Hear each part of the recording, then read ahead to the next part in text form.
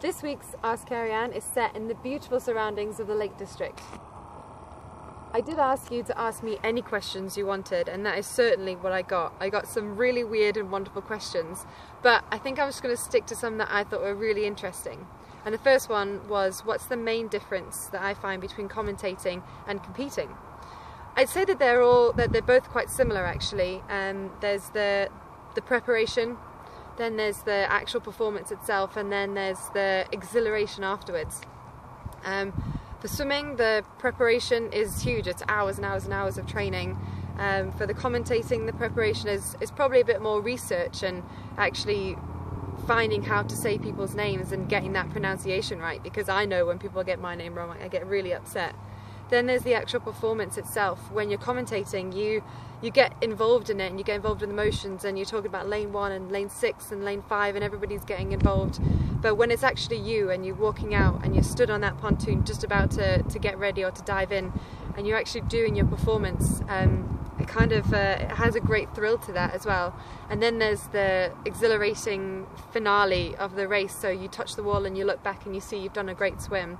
Or if you're the commentator and you're investing time and effort into someone, so into a swimmer from your country, and they do well, that excitement and the smile that you have on your face for that person is very cool. But I must admit, there's something really special about actually competing. Everything's just that little more heightened.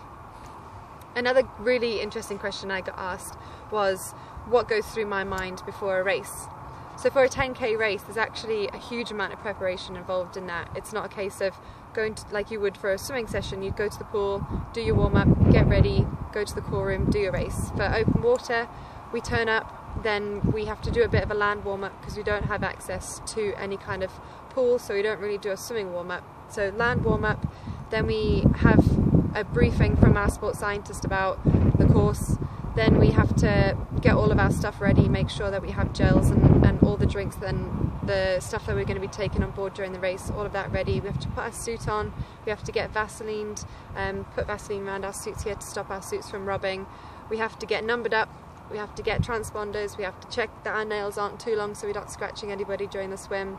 I have to talk to my coach, and all of that has to be done half an hour before we actually go into the first core room, where the race referee will tell us a bit more about the race, give us an outline of the course and the rules and everything. And then from there, it's probably the first time that I actually have 2 seconds to myself to really think about the race and for the nerves to really start kicking in. It's in what's called the final call room. So this will be maybe 5 minutes before the race, we'll be in this call room. My legs are bouncing, and it's really the first time I've had time to think in my own thoughts.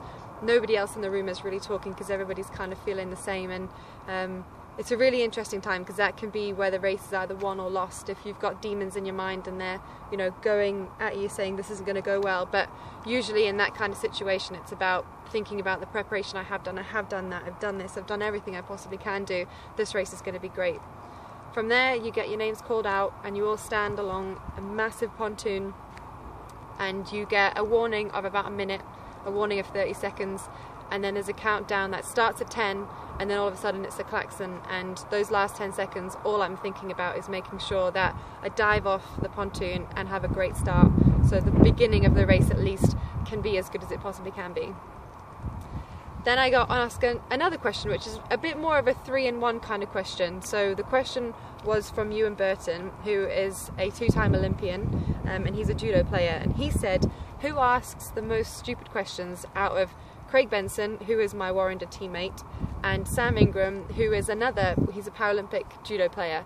And the answer for Ewan's question is Craig Benson asks the silliest question, because his question was, who's my favourite Warrender teammate, which is a question I can't really answer.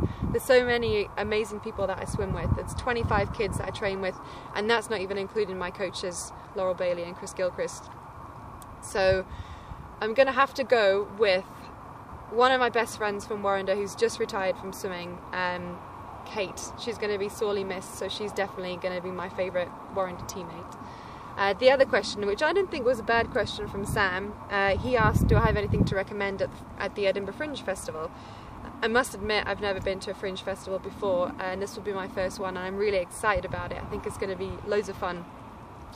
But I guess I'm just going to have to do what everybody else does and just check the reviews and see what's good to watch and what's not good to watch. But I guess if you've got any recommendations for me, fire them away.